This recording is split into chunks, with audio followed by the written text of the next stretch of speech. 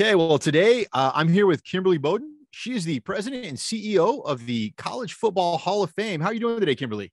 I'm doing really well. Thank you. And thank you for having me. I am very excited to have you here today. I will admit I have never been to the College Football Hall of Fame, but Same. I know, right? But just a little bit of research I've done and what you told me prior to this, it sounds absolutely incredible. So, if you wouldn't mind, maybe telling the audience a little bit about yourself, how you got here, and then please, by all means, gush about the College Football Hall of Fame because it is absolutely incredible. Well, I could gush about the Hall of Fame all day, so I'll do my part very quickly. I've been with the Hall of Fame for about 6.5 years. Now, with my impeccable timing, I took my current role in March of 20.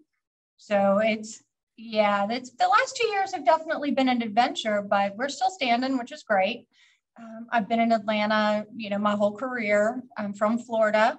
And I tell people I get paid to talk smack for a living. So, that's kind of a fun part of the gig as well. I get to represent the College Football Hall of Fame and have a lot of fun while doing it. So, and to talk about the hall, it truly is a unique experience and proposition. People hear Hall of Fame and they're like, oh, dusty artifacts, some, bust of old players. And, I'm going to walk around and be done in 30 minutes. Great, whatever.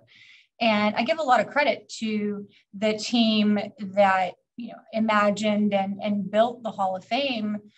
We do have, kind of the hallowed ground, right? Our third floor where we have immortalized the greatest of the great, but we've done so in a very unique way because, the mission is to immortalize those players as role models for future generations. And so the digital element to our experience really allows us to share their stories real time and allow fans to interact and really kind of get that inspiration and that connection that was not there with just, a static bust.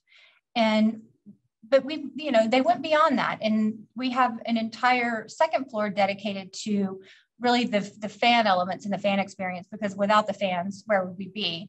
And all of the things that make the game great, from the traditions, the pageantry, mascots, bands, cheerleaders, tailgating, the food. So it's a really fun part of the experience. And it is also very digitally driven. And, I think, again, we've done a very good job of blending these high-tech, unique experiences with historical artifacts, because the historical artifacts are everywhere. Right. And there's some amazing stories behind those as well. And the entire building is RFID enabled. And so that enables us to really provide a customized and personalized experience for every single guest. First thing guests do when they come in is register an RFID-enabled all-access pass. And this pass kind of is the key to unlocking things as they move around the building. The interactive elements will recognize the guests based on their registration and then deliver up the content from the school they chose when they registered. So in your instance, you might walk up to face painting and it would say, hey, Chris, do you want to sing, the Ohio University fight song? Or in the Hall of Fame, if you walked up to the viewers, which is, again, where you can kind of really dig in and watch highlights and learn a lot about our Hall of Famers, the first thing it's going to do is serve you up all the Hall of Famers from Ohio University. And then you can obviously search beyond that in several different ways and explore, but that personalization is really important. So it's a pretty unique proposition. And the one thing that I always hear is, wow, that isn't what I expected. Really? Always. And in such a positive way. But wow, that's just really not, what we expected. That's incredible. So, one of the things that just jumps out at me is the complete digital immersion. I mean, like you said, you get an RFID, you get an RFID chip and it's just walking you through, your experience, then obviously whatever else you want to see at that point in time. But I mean, you have like some very unique sets, right? I mean, you're technically a museum, but, correct me if I'm wrong, but I mean, I could kick a field goal there if I want, right? Oh, absolutely. We have a 45-yard indoor football field. and with a regulation goalpost. And we have people trying there. We call it, kick a field goal. It's actually a college extra point, but it is a lot harder than it looks. You understand wide right and wide left a lot better when you get in there and try it yourself. So that is awesome. I mean, to have an interactive, kind of mecca of football there, and then to have that completely personalized for you, that's absolutely incredible. With all this digitalization, you are a hospitality organization first. Mm-hmm. I mean, you're welcoming, tens of thousands, if not hundreds of thousands of people every year. Mm-hmm. What kind of hospitality experience are you weaving into this digital experience right now? Yeah. And Chris, that's a great question, because, you can have the coolest, digital, interactives, but without truly what we call our fan ambassadors, without the people that can help guide you and connect with you and learn about your school and where you're from and share anecdotes, or, hey, you're from Ohio University, come check out this artifact, right? And so that takes personalization to a whole nother level. And so while we think that the interactive elements and, the artifacts are a huge part of what we are, without our fan ambassadors, they would kind of fall flat. First of all, it's not an intuitive experience. It's so unique. So our fan ambassadors truly are guiding our guests through, the nuances of, okay, here's Fight Song Karaoke, here's what you do, and here's the game day desk, and, the hands-on elements of our virtual reality quarterback simulator. And, I think if you were to look at our reviews, obviously the building gets a tremendous amount of positive feedback, but so do our team members do too. They really do. And, it just wouldn't be the same without them. We kind of call them the secret sauce. Absolutely. And that's a great way to look at it, because, a lot of people, especially coming out of the pandemic, everybody's worried about their bottom line and saving money, trying to make the business viable again. And, a lot of people are using technology to replace the human element. And it sounds like you're really digging in and using technology to enhance the human element. Am I understanding that right? Absolutely. The technology piece of it just allows the whole experience to be more immersive, more dimensional, and not, just me looking at an artifact or me reading something. I actually get to immerse myself into something that I really, really love. And I have somebody who's knowledgeable and engaging that is helping me or guiding me through that process. And, our fan ambassadors have to learn every facet of the building. They have to know, all the things that are in the building. We have a Hall of Famer of the day. I mean, we're constantly educating our fan ambassadors, in addition to, training them on the hospitality piece as well. I'm so happy you brought that up, because I think one of the biggest barriers to integrating technology with the hospitality experience instead of trying to replace it is that, you are constantly worried about the barriers to entry, right? If I introduce this grandiose technology, will my team be able to pick it up, and how do I train them? It sounds like you've got a pretty good training program going. What do you do? How are you training your team to keep them up to date with what's happening?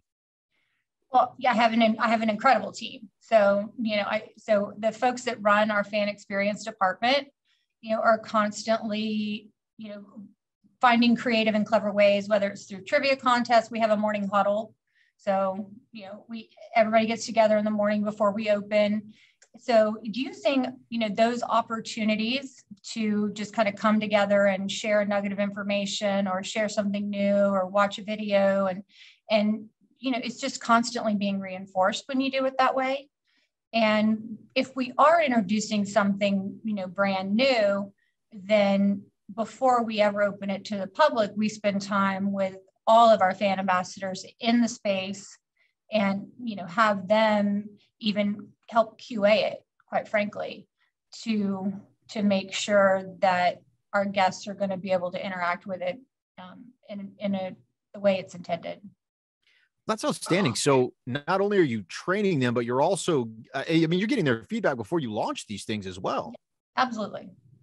That is awesome. I can tell you that, one of the big trends right now, the great resignation, the great reshuffling, whatever that looks like, the trend is, the more inclusive you can be in your work environment, obviously the more attractive you are. And it sounds like, you're getting your team involved, from a training aspect, from a QA aspect, and then, obviously delivering this great experience. It's absolutely incredible. Hats off to you. Well, thank you. I think, to your point, with the great resignation and some of the challenges facing us. And I think you also brought up the bottom line. It was important for us to, if we were going to stay open and we were going to be open, that we delivered the same experience to the guests who were coming to see us that we would have, before the pandemic hit. We had to provide that consistent experience. And that's important not only for our brand, but for the partners that have trusted us to invest in us. And, we've got to continue to represent them well also. That's outstanding. So, you talk about the pandemic and so what did your business look like then compared to, let's call it the last year and a half compared to where you are right now? Are things returning a little bit more normal? I would say they are. It's a slow return. It's certainly not the floodgates that we wish would open, but maybe those are just around the corner. I will say that, where we were in 2021, or really the end of 20,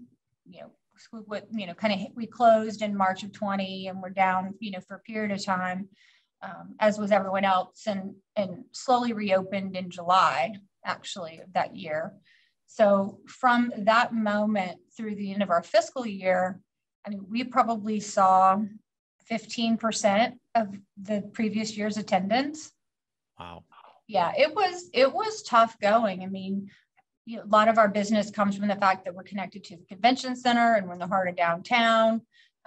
We do a lot of events. We get a ton of field trips. We have STEM curriculum. We have social justice curriculum. We're developing a technology curriculum right now. Again, I'm talking about all the high tech nature of the building. So without those pieces to kind of fill in the gaps and then individual travel slowly coming back, that year was a tough year. And this year we're going to probably be more around 60%. Okay. So okay. That's a pretty good rebound, right? That's a great rebound. Yeah.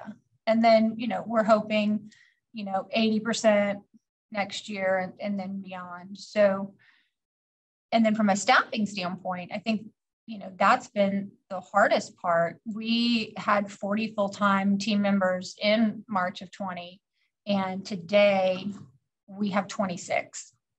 And we're slowly growing that back. At our lowest point when we were open and operating, we had 16. Okay. So we've been slowly building that back up as well. And, that's an interesting conundrum because you've got this core of people who've kind of been through the trenches, and you need to add people badly because the work is there. But obviously we know what the job market's like right now, but also trying to hire for culture as much as we are trying to hire for the skill set. Right. And that's the key right now, right? Is originally when business started roaring back and people didn't, were having a hard time finding talent, it was, let's just get somebody in here, right? We can teach them, we can integrate them. And that failed miserably for so many people. Yes. And so now everybody's back to, well, let's hire for culture. Let's hire for fit. Let's hire, the right person. And so, what has it been like trying to hire for, for these types of roles? I think that trying to hire for our fan ambassadors has probably been the most challenging, trying to be competitive, in the market and make sure that we're providing, not only, the kind of the soft goods and soft assets that make them feel good about their job, as well as the monetary compensation. We are leaning hard into the colleges, especially those that have sports management programs, So we're fortunate to have Georgia State, Kennesaw State, and some of the, so we're right now focused on building a very large pool of kind of part-time folks that love college football and that want to be a part of it. And I think that as business returns, we'll look to bring more and more of those folks if they're interested into full-time roles. Okay. Well, that's outstanding. And I mean, that's, kind of the build from the ground up and, provide that growth path for people. And I mean, that's how you win these days. I mean, it sounds like, your organization is really keying in on some real important elements that not only make it an amazing place to work, but obviously sound like it makes it an absolutely incredible experience for the guest, the customer that comes through your door. So, kudos to your team. That sounds awesome. Yeah. And that's the most important part, right? Happy, the happier the team is, the happier the place is to visit. So. Absolutely. Absolutely. So just out of curiosity for a fun question here, what's your favorite exhibit personally? So my favorite exhibit is probably going to be, well, no, it's not right. It's quarterback simulation. It's QB Sim. It is so cool. It is sponsored by Air Force. It's called the Air Force Air Raid. The technology is QB Sim. It is a full 360-degree virtual reality immersion.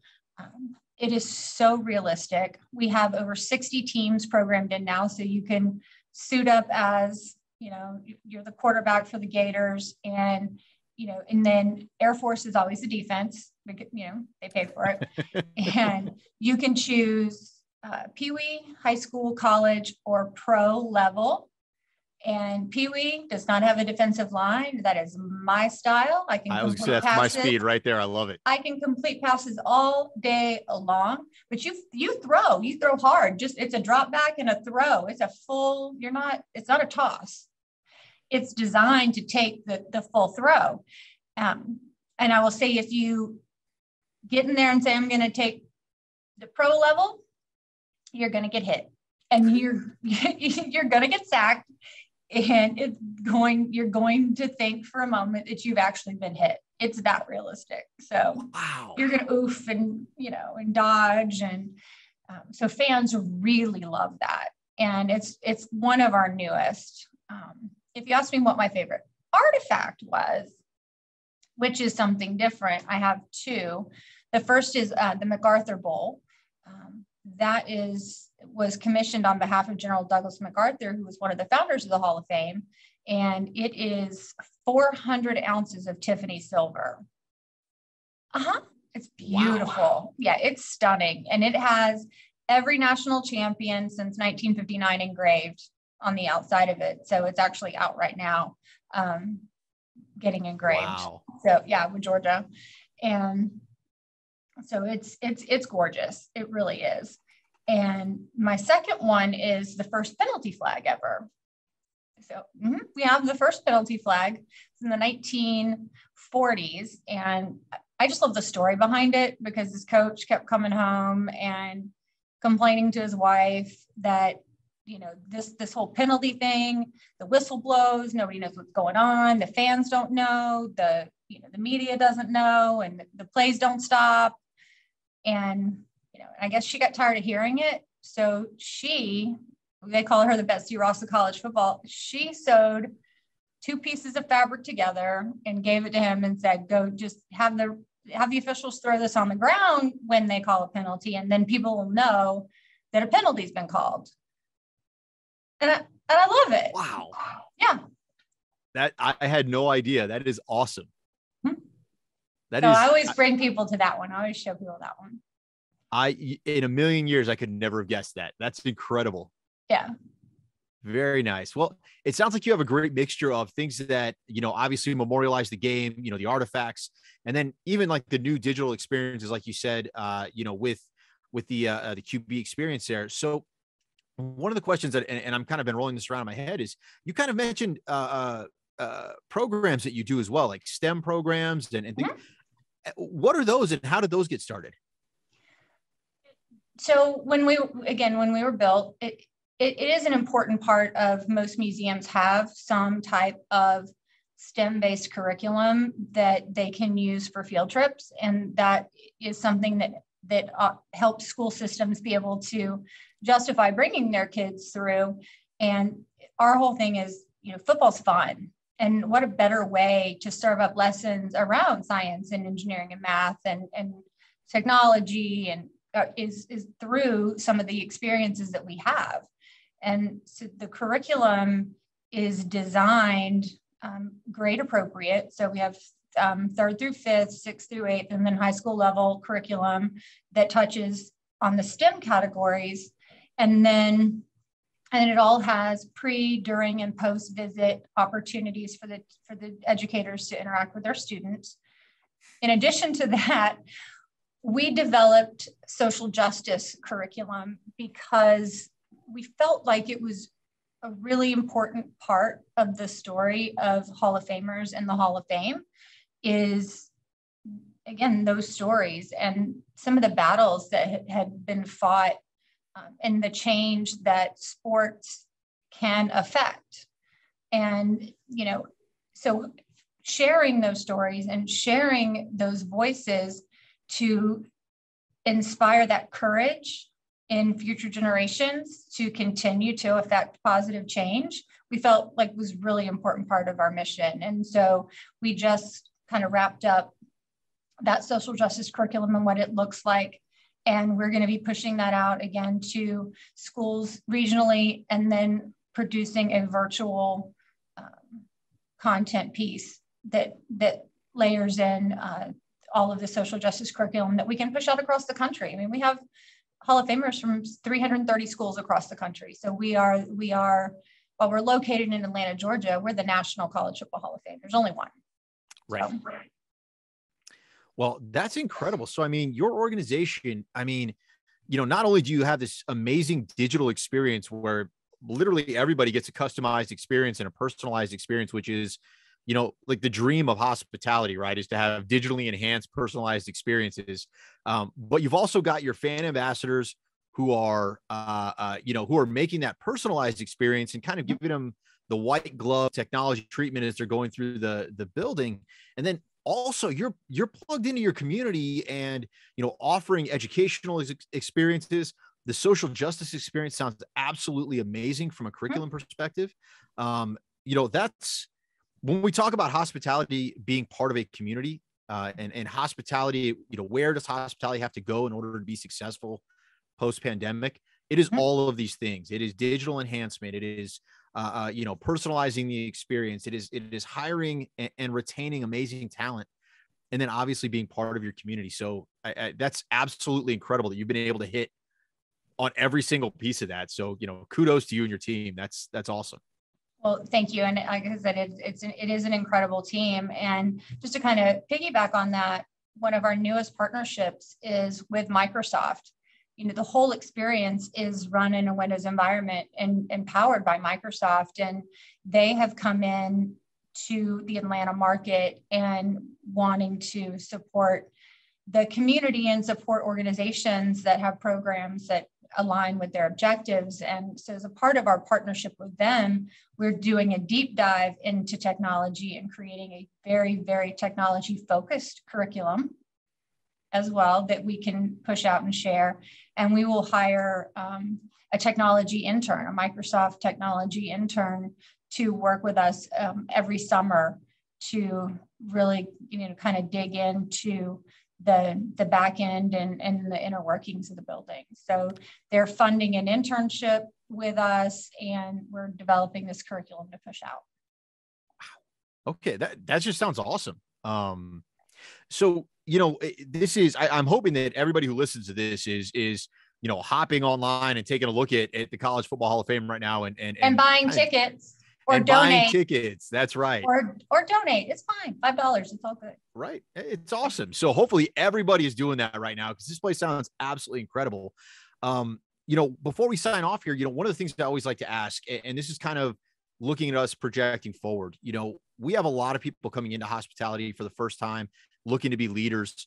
What kind of advice are you giving hospitality leaders as they're coming in, or would you give hospitality leaders as they're coming into your organization? that's a really great question. I think it's opposite sides of the same coin. And I mean, it sounds like a contradiction, but it's not. And you've got to be nimble. There's no way around it. I mean, we've gone from operating no days a week to 7 days a week to 4 days a week to 5 days a week. And then, oh, wait, it's the holidays. We'll go back to 7, and, so you have to have that ability to flex when the opportunity to maximize attendance is there, yet, kind of contract when you need to kind of conserve and respect the bottom line.